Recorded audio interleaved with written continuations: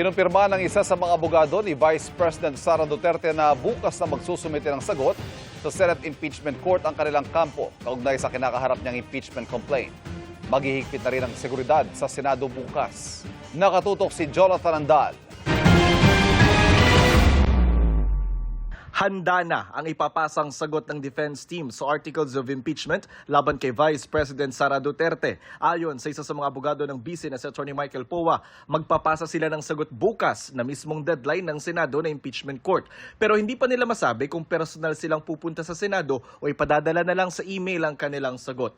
Sa media advisory ng Senado mula alas 8 ng umaga hanggang alas 7 ng gabi bukas, hihintayin ang sagot ng bise. Kaya mas maghihigpit ng seguridad bukas ang Senado. Sa gitna nito, itinanggi ni Senate President Alan Peter Cayetano na tungkol sa impeachment trial ang panukalang payagan ng mga senador na makilahok at bumoto online.